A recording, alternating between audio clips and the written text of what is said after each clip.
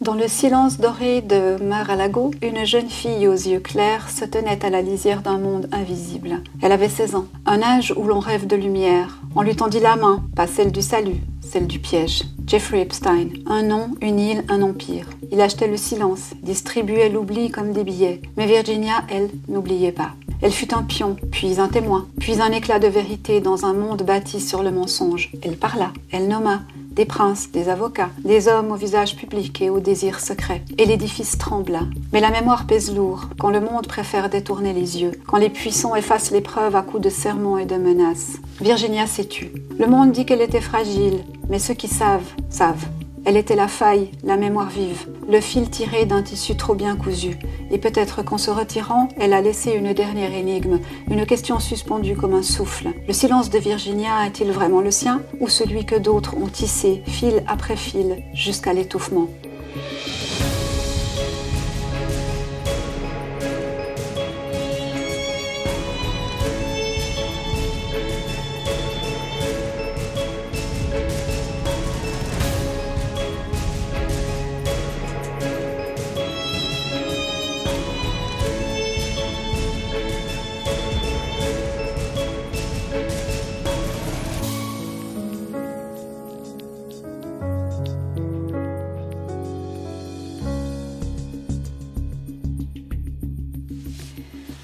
Bonjour à tous, bienvenue sur Million Coaching, j'espère que vous allez bien. Je suis heureuse de vous retrouver pour une nouvelle série de vidéos.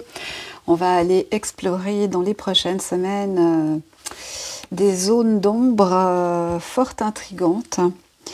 Je vous remercie pour votre présence, vos likes, vos partages. N'hésitez pas à commenter, toujours dans la bienveillance. Bienvenue aux nouveaux abonnés. Merci à aux anciens pour votre fidélité. Et on part tout de suite dans cette affaire tragique du décès de Virginia Giuffre. Parce que, évidemment, des questions se posent, vu l'importance de ces témoignages en rapport à l'affaire Epstein. Et est-ce que cette affaire a eu une incidence sur les faits qui se sont produits le 25 avril 2025 en Australie occidentale, où elle aurait supposément mis fin à ses jours. Mais bon, actuellement, on n'a pas de rapport de police concret, on a des informations qui passent comme ça, mais sans être vérifiables. Est-ce qu'il y a une autopsie ou pas? Est-ce que est-ce qu'il y a une enquête qui se met en place ou pas? En tout cas, depuis le début de l'année, il y a quand même des événements étranges qui se sont passés, notamment depuis le mois de janvier. Donc je dirais que chaque mois de cette année 2025, il s'est passé pour cette jeune femme des événements très importants. On va voir avec les oracles. Qu'est-ce que eux peuvent nous révéler là-dessus? On va commencer avec un nouvel oracle que j'ai acquis qui s'appelle True Crime Oracle Cards. Alors c'est la première fois que je l'utilise. On va voir si il peut nous donner des informations sur, je dirais déjà, ah oui, il est neuf, hein. Je dirais déjà qu'est-ce qui s'est passé ce 25 avril 2025. 25 avril 2025. 7, 4, 9. 25 avril 2025. Je salue Carole, la médiatrice qui est dans le chat ce soir. Merci beaucoup. Donc n'hésitez pas à venir dans le chat, à échanger avec moi et avec la communauté. Alors, voyons Virginia Giuffre Roberts. Qu'est-ce qui s'est passé? On va centrer ça entre le 24 et le 25 avril 2025. Virginia Giuffre. Et on va voir comment cet oracle nous parle.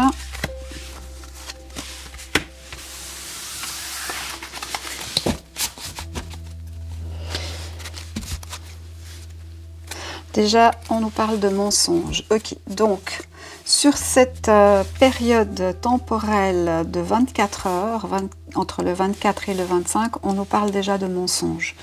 Donc, quelque chose est dit qui n'est pas la vérité ou quelque chose n'est pas dit. On va voir.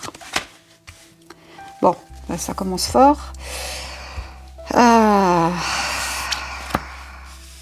Bon, ben écoutez, je pourrais arrêter cette question ici, puisque là, on a quand même un personnage masculin qui porte un peu des vêtements qu'on pourrait attribuer à des vêtements de magicien, qui nous dit... Attendez, j'ai pas regardé si j'étais cadrée. Désolée, je dois reprendre le rythme. Alors, est-ce que vous les voyez toutes? Voilà. Donc, on nous parle d'assassinat, de partenaire, de perversion, de grands-parents et de rendez-vous. Donc, à la question, qu'est-ce qui s'est passé entre le 24 et le 25 avril 2025 ? Il est possible qu'il y ait eu un rendez-vous ou un entretien avec des personnes d'un certain âge qui n'avaient pas forcément de bonnes intentions. Il peut y avoir eu une rencontre, mais là encore, on n'a pas d'indication. Évidemment, restez toujours vigilant, il s'agit d'un tirage de cartes. Tant que ce n'est pas vérifié par la police, on ne peut pas attribuer ça à des faits réels. Hein. Donc, on nous parle quand même du partenaire et d'un assassinat, et que là-dessus, il y a des mensonges. Bon, alors, ça me paraît assez clair. Alors, qu'est-ce qui s'est passé exactement? Que s'est-il passé exactement? Est-ce que quelqu'un, ce personnage, serait venu au domicile de cette jeune femme?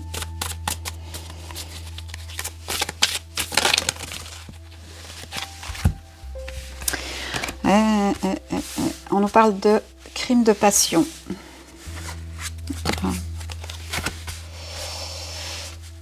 Crime de passion, voyage et enterrement. Crime passionnel, voyage et enterrement. Waouh, bah, il parle pas mal, hein? Ouais. Donc on voit bien ici hein, que, alors je dirais que la première ligne, les premières informations qu'on nous donne ne mènent pas directement vers l'affaire Epstein et le Lolita Express, Ghislaine Maxwell, etc. On nous amène plutôt vers sa relation personnelle avec son mari, la perversion qu'il pouvait y avoir dans ce couple. Et puis, on voit qu'il y a de la négligence et de l'abus par rapport à un crime passionnel. Ensuite, avec travel ici, le voyage, on a quelqu'un qui marche dans la pénombre, je dirais, dans la forêt. Alors, je ne sais pas où exactement était son domicile à cette jeune femme, mais ça peut nous amener à cet environnement-là. Donc, quelqu'un commet un crime passionnel, s'en va et laisse les choses aller comme ça. Et on nous parle de négligence. Bon. Et de voisinage. Ok, intéressant, numéro 101, numéro 102. On nous parle de voisinage. Donc, est-ce que quelqu'un dans le voisinage aurait vu ou entendu quelque chose, peut-être même sans y prêter vraiment attention, hein, de type un backpacker ou quelqu'un comme ça, qui aurait pu passer plus ou moins inaperçu? C'est pas impossible, mais ce qu'on nous dit ici, évidemment on va vérifier avec un autre jeu, hein, mais ce qu'on nous dit ici, c'est que potentiellement, quelqu'un se serait rapproché de Virginia pendant la pénombre, et comme on est sur cette date 24-25 avril 2025, c'est quand même suspect.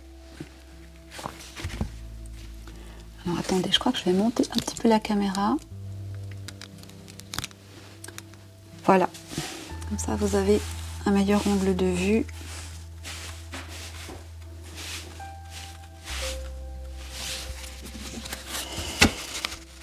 Donc, sur le crime passionnel, on a les montagnes. Ça peut nous donner une certaine notion de la région. Je sais pas, j'ai pas regardé. Power supply, ok. Est-ce qu'il y a eu une coupure d'électricité?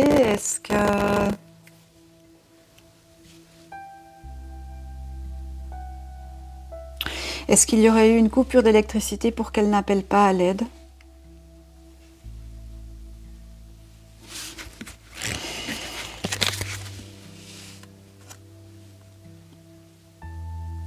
Quelqu'un qui serait venu sous un faux prétexte, lui apporter un cadeau ou lui donner raison dans un conflit peut-être.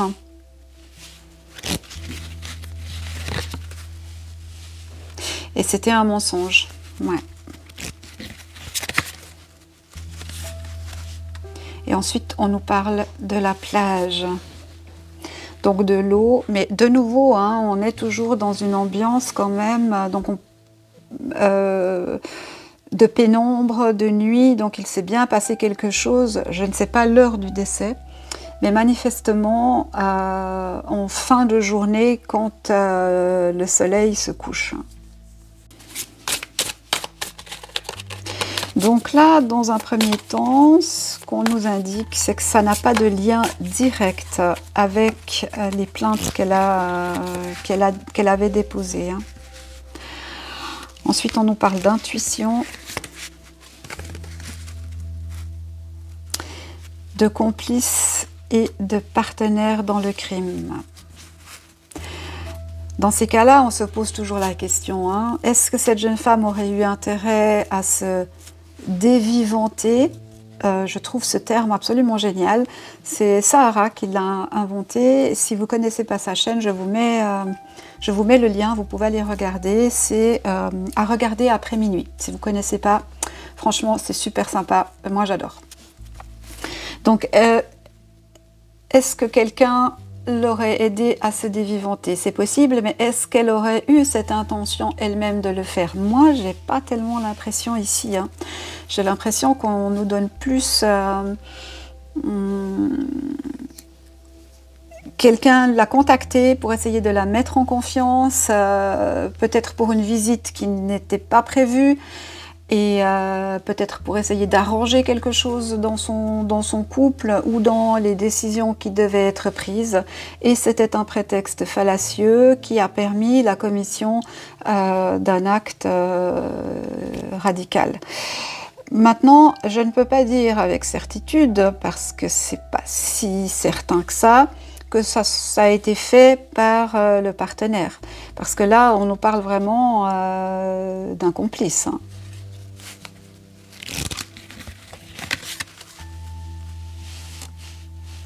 Et on nous dit aussi qu'un certain ménage a été fait.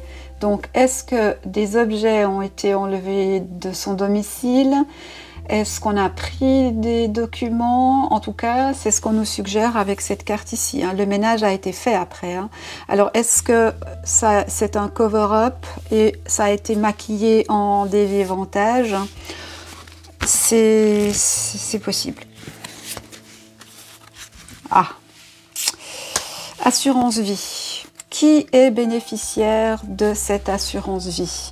Alors, à ma connaissance, elle était toujours mariée, ce qui fait que, logiquement, l'assurance vie doit revenir au partenaire ou à l'époux. Mais dans le cas de dévivantage, est-ce que, après chaque pays a ses lois, hein, mais est-ce que dans le cas de dévivantage, ça est quand même effectif? Je ne sais pas.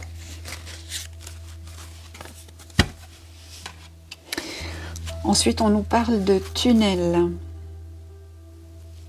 Ok, je prends note.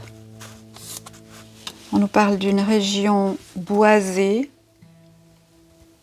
En fait, c'est un peu comme si, de ce que moi je comprends avec les cartes qu'on me donne ici, qui franchement parlent très bien. Je ne sais pas ce que vous en pensez. Dites-moi si vous aimez ce jeu en commentaire ou pas. Franchement, moi je le trouve pas mal.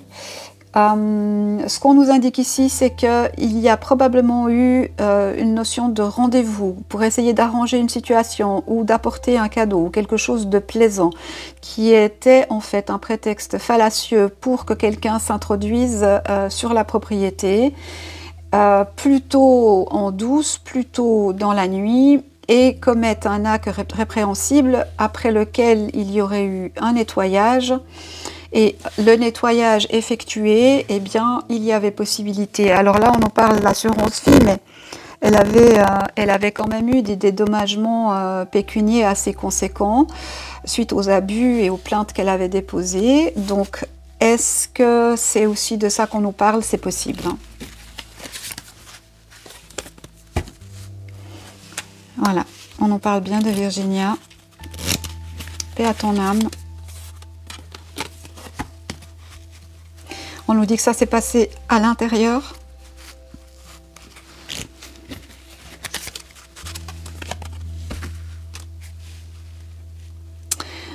On nous parle d'égotisme, donc quelqu'un qui a un ego démesuré. Hein. Ça peut tout à fait faire référence aux violences qu'elle a subies et qu'elle a dénoncées et qui malheureusement n'ont pas été suivies des faits par la police australienne. Bon. J'ai peur de dire que c'est un cas classique, mais malheureusement, ouais, elle était sous influence. Ouais. On peut parler de relations pervers, narcissiques, hein. Mais c'est pas tellement étonnant dans la mesure où, en général, les victimes, enfin, en général, le terme n'est pas tout à fait choisi, pas tout à fait approprié. Souvent, quand les victimes ont été victimes jeunes, elles retombent dans les mains de personnes qui les contrôlent. Et dans le cas de cette jeune femme, c'est tout à fait ce qui s'est passé. Abusée dans l'enfance, elle a fini dans la rue, elle atterrit à Mar-a-Lago grâce à son père qui travaille là-bas. Donc elle commence le réseau Epstein à Mar-a-Lago, qui appartient évidemment à Donald. Et elle est prise dans le système, je dirais Lolita Express, comme masseuse. On lui promet des formations pour devenir masseuse professionnelle et c'est ce qui la motive à continuer ses activités en fait. Et puis arrive ce qui arrive, Epstein tombe et sous le mandat de Trump, eh bien, il se dévivante lui-même tout seul en cellule.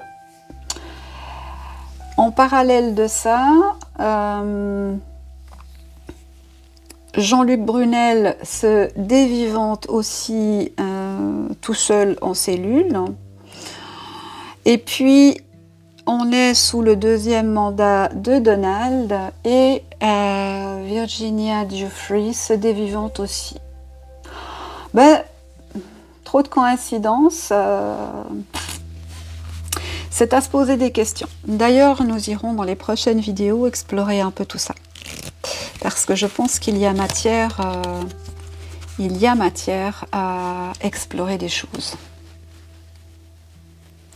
Et quelqu'un s'est enfui. Ok, bon. Alors, est-ce qu'il y avait... Ben non, on me dirait que non. J'allais dire, est-ce qu'il y avait des caméras ou quelque chose comme ça? Il semblerait que non.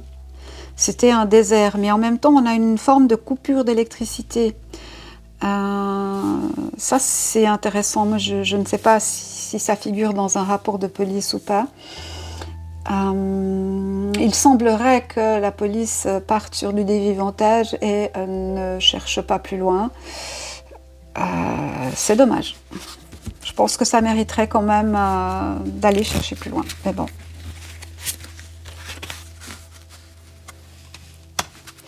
Et ensuite, on a Serial Killer. Bon, on va pas aller trop loin avec ce jeu parce que forcément, on va arriver avec des cartes qui vont nous indiquer des pistes différentes. Mais là, on parle de Serial Killer. Est-ce que eh bien la personne qui potentiellement aurait commis un acte radical sur cette jeune femme aurait pu être quelqu'un qui a été payé. Ça, c'est possible.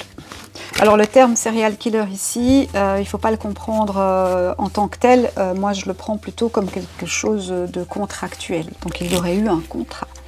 Maintenant, c'est ça qui est intéressant en fait, parce que on peut nous donner dans une première impression qu'il s'agit du partenaire, ou il s'agirait, je mets au conditionnel, du partenaire, mais qu'est-ce qui a motivé le partenaire? On a une notion financière, clairement, on a une notion de domination, de contrôle mental, de violence, de violence, d'abus et de négligence. Mais est-ce que ce serait lui qui potentiellement aurait payé quelqu'un, ou bien est-ce que ce financement serait venu d'ailleurs, ce qui auquel cas nous ramènerait forcément à l'affaire Epstein-Maxwell-Brunel et au Lolita Express. Quelqu'un qui aurait pu dormir dans un motel ou un hôtel. En tout cas, les cartes là sont vraiment très très claires. On va maintenant poser la question, est-ce que, malgré ce qu'on vient de voir, son décès ou son dévivantage, mais alors là je le mets vraiment en conditionnel parce que vu ce que j'ai vu, j'ai quand même de gros doutes. Est-ce que son dévivantage aurait un lien avec ce qu'elle a dénoncé en fait, hein? Qu'est-ce qu'on va prendre? On va prendre le politiquement incorrect, tiens.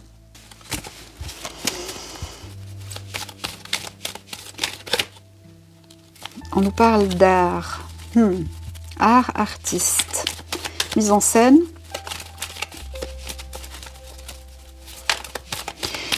Est-ce que son dévivantage est une mise en scène?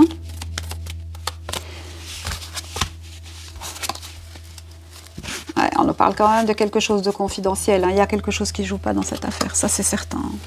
Maintenant, est-ce que ça a un lien avec, est-ce que ce dévivantage supposé a un lien avec le Lolita Express, avec l'affaire Epstein, ou bien est-ce que c'est complètement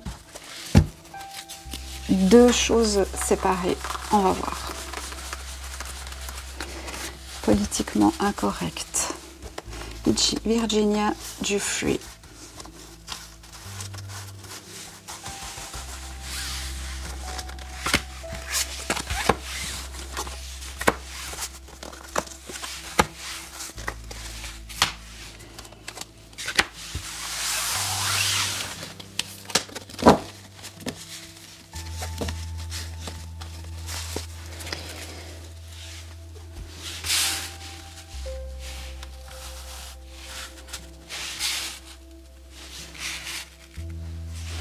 Alors, on nous parle d'humain, d'individu, ok.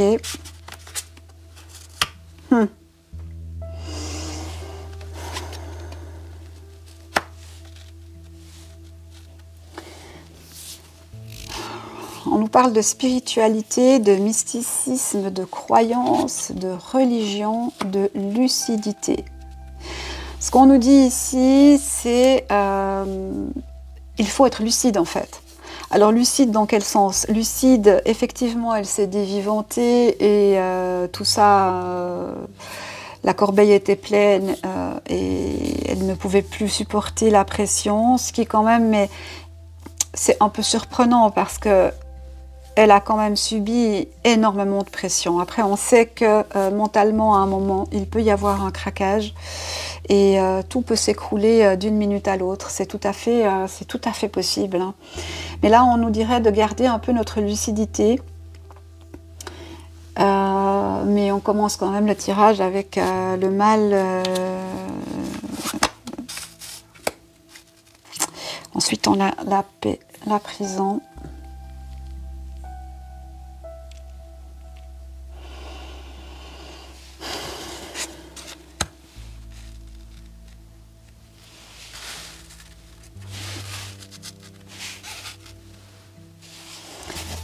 Qu'est-ce que ça veut dire? Ça nous dirait qu'elle est en paix d'une certaine manière.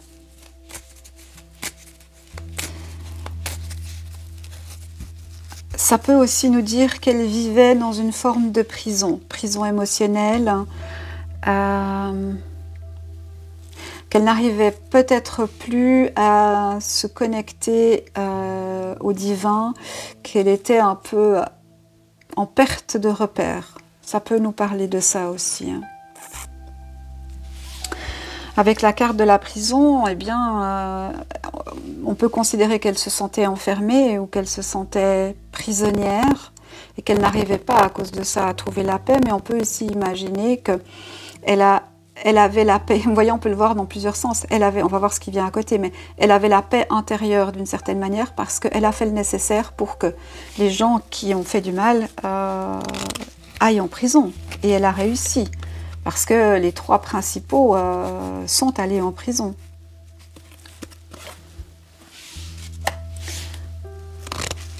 On nous parle d'un ange, de régression. Je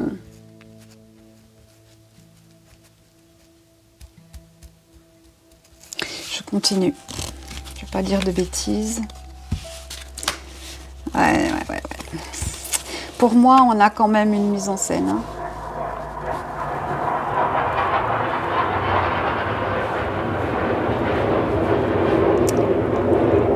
Voilà, donc vous avez entendu les F-16, de je ne sais pas de quel pays, qui passent au-dessus de nos têtes.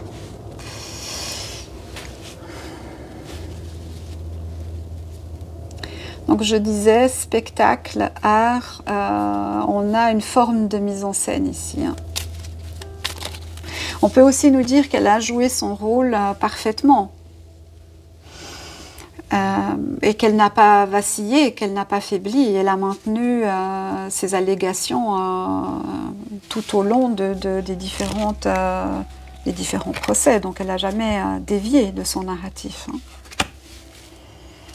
Ok, on a une manipulation de la scène de crime. Bon, alors ça, c'est déjà une indication qu'il y a un problème. Il y a manipulation de la scène de crime.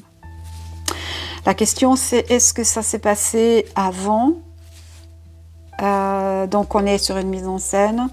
Ou est-ce que ça s'est passé après, une fois que son corps a été découvert et que, eh bien, il fallait enlever certaines preuves ou les rendre à quelqu'un? C'est pas impossible.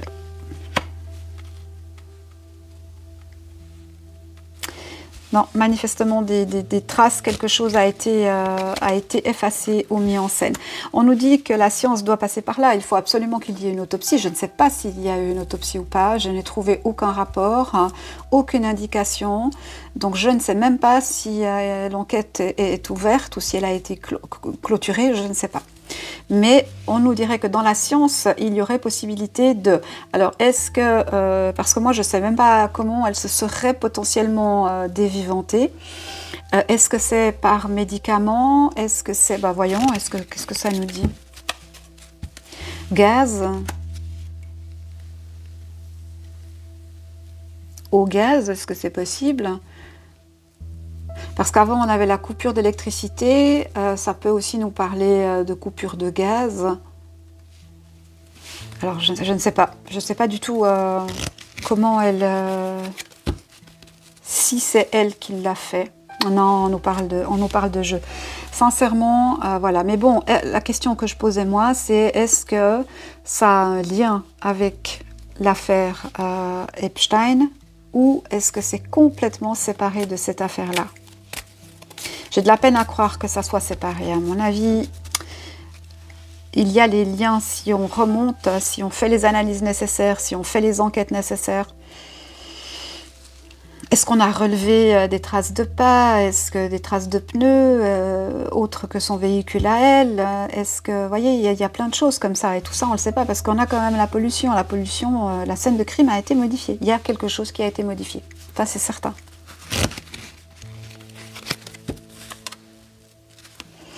Et la personne qui a commis ça semble avoir la victoire. Hein. Évidemment, si c'est super bien fait et que tout laisse penser que, on a pléthore de cas, notamment si vous avez lu le livre Hollywood Babylone, il y a pléthore de cas de gens qui se dévivantent de façon incroyable. Hein.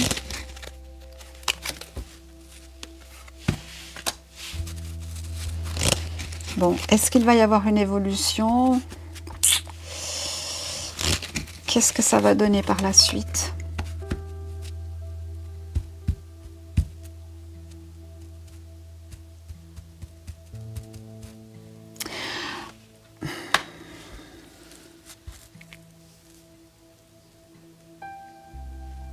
Je ne sais pas comment interpréter cette carte.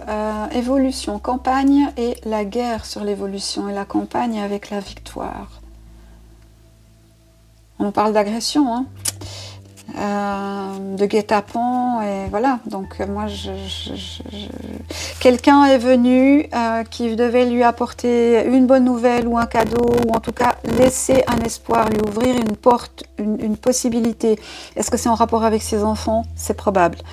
Bien que j'ai pas la carte ici, on va voir si ça sort dans la carte finale. Mais et puis elle était quand même à la campagne, donc voilà, quelqu'un est venu pendant probablement la pénombre ou la nuit et c'était un guet-apens et elle a subi une agression ou de la violence. Et il y a modification de la scène de crime, voilà. Et tout ça, mais ça fait un cataclysme parce que c'est trop grave en fait. C'est trop grave. On élimine le seul témoin ou le témoin le plus résistant et qui pouvait le faire le plus de dégâts. Avant elle, il y a quand même deux autres témoins dont les décès sont suspects, Caroline Andriano et Lee Patrick. Alors, je n'ai pas été étudier ces deux affaires, je ne sais pas exactement ce qui s'est passé, mais il semblerait que ce soit aussi des victimes de ce réseau et qu'elles se soient dévivantées aussi, je ne sais pas.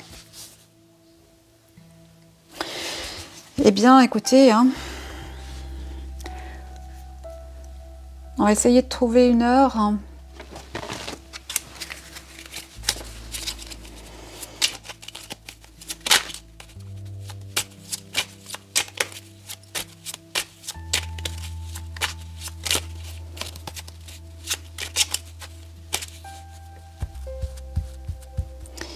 Décès de Virginia Jeffrey Roberts.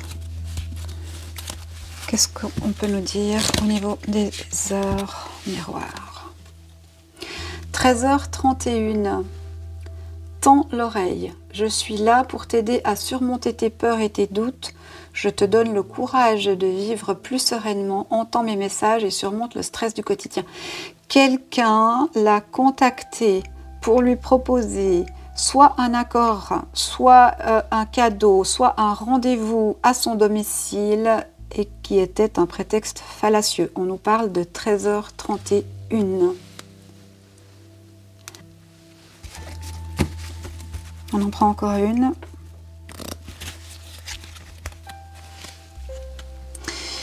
« 11h11, la franchise. Attention à ton franc-parler. Voici un puissant message spirituel. Prends garde à tes relations. Garde le contrôle et écoute tes proches car ils te protègent. Une introspection est nécessaire. » On avait les grands-parents tout à l'heure qui sont sortis. C'est intéressant. Je ne sais pas si ces grands-parents sont encore en vie ou pas. Mais manifestement, quelqu'un, par le biais de messages ou de contacts, a porté atteinte à ses jours. Hein. C'est mon analyse de la situation. Elle vaut ce qu'elle vaut. Faites-vous votre propre opinion. Et mon petit oracle victorien, mon bébé, il est où? Il est là.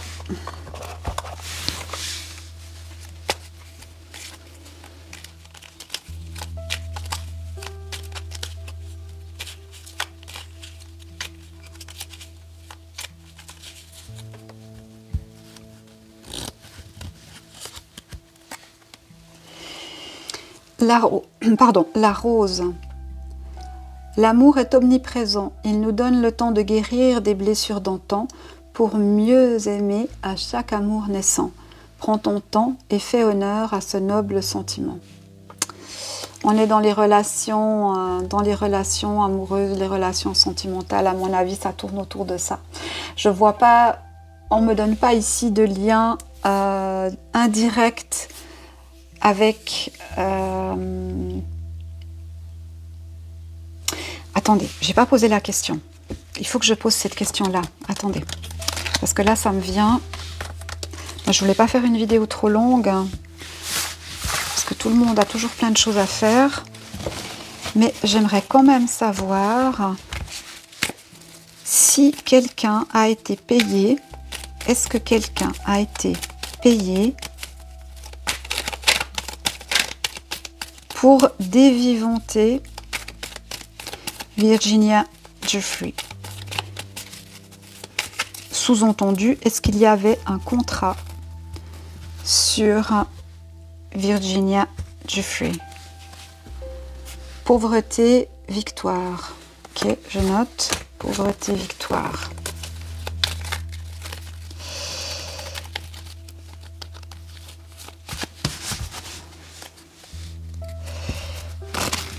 Est-ce que quelqu'un a reçu de l'argent pour dévivanter Virginia Giuffre?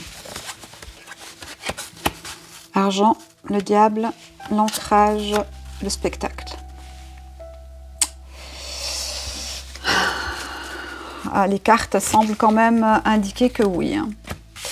Il y a une étude, hein. Donc tout ça c'est calculé, c'est prévu, c'est organisé. Donc on peut parler effectivement d'un contrat de mise en scène.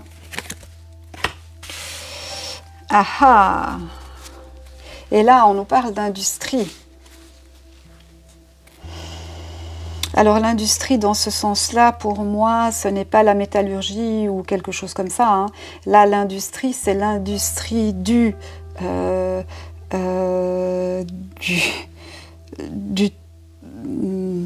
trafic d'êtres humains. Hein.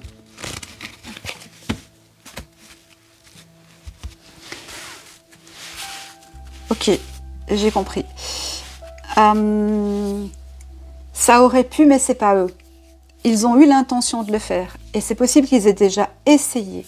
Mais dans ce cas-là, le 25 avril, c'est pas eux. C'est ça que ça nous dit. Mais ils ont essayé, hein. Ils ont déjà essayé. Hein. Alors, est-ce que c'est ce fameux, cette fameuse photo où on la voit